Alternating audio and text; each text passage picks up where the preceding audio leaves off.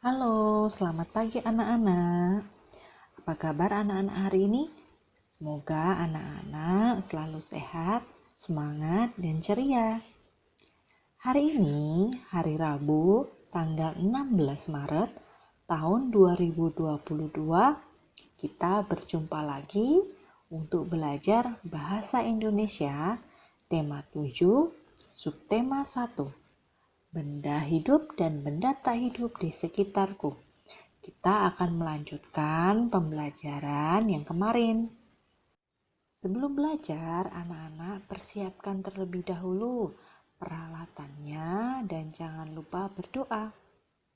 Kemudian, anak-anak buka buku Bufena 1D, muatan bahasa Indonesia halaman 11 sampai 19. Kemarin kita sudah belajar tentang benda hidup dan benda tak hidup. Anak-anak juga sudah mempelajari ciri-ciri benda hidup dan tak hidup serta membedakan benda hidup dan tidak hidup atau tak hidup.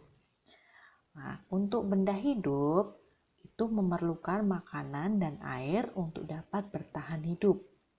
Makanan dan air digunakan untuk pertumbuhan. Benda hidup tumbuh dari ukuran yang kecil menjadi ukuran yang lebih besar dan tinggi.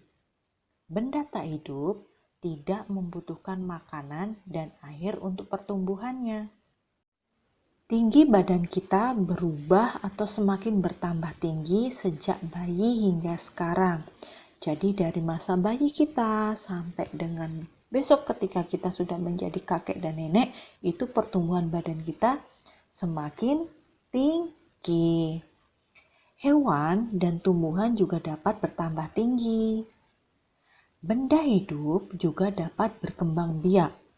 Benda tak hidup tidak dapat berkembang biak. Berkembang biak adalah cara untuk menambah keturunan dan juga memperbanyak jumlahnya. Tujuan berkembang biak itu agar benda hidup terjaga kelestariannya. Manusia berkembang biak dengan cara melahirkan. Hewan berkembang biak dengan cara bertelur maupun melahirkan. Tumbuhan berkembang biak dengan bertumbuh atau bertunas. Anak-anak tadi memperhatikan tidak? Bu Guru tadi mencetak tebal, ada beberapa kata yang akan Bu Guru jelaskan di sini. Yang Bu Guru cetak tebal itu, Bu Guru mau mengajarkan anak-anak tentang kosakata baru mengenai benda hidup dan benda tak hidup. Tadi yang pertama ada berkembang biak, dua ada pertumbuhan, ketiga ada keturunan, dan keempat memperbanyak, dan yang kelima adalah kelestarian. Apakah anak-anak tahu arti kata-kata tersebut? Berkembang biak adalah cara untuk menambah keturunan dan juga memperbanyak jumlahnya. Pertumbuhan adalah proses bertambahnya tinggi dan besar benda hidup. Keturunan adalah anak cucu atau generasi. Memperbanyak adalah menjadi lebih banyak. Untuk kelestarian adalah keadaan yang tetap seperti semula atau keadaan yang tidak berubah-ubah. Nah, anak-anak mari kita baca teks berikut. Berkembang biak adalah cara memperbanyak keturunan pada makhluk hidup. Jika tidak berkembang biak, makhluk hidup akan punah. Saat ini ada beberapa hewan yang hampir punah. Hewan-hewan tersebut kini dilindungi agar tidak punah. Selain hewan, beberapa tumbuhan juga ada yang dilindungi. Hewan dan tumbuhan tersebut dilindungi oleh negara karena sudah langka. Anak-anak perhatikan ada beberapa kata yang Bu Guru cetak tebal. Kosakata apa yang anak-anak temukan? Nah, anak-anak sudah menemukan ya yang Bu Guru sudah cetak tebal. Ada makhluk hidup, punah, dilindungi, dan langka. Bu Guru akan menjelaskan apa itu makhluk hidup. Makhluk hidup adalah benda hidup.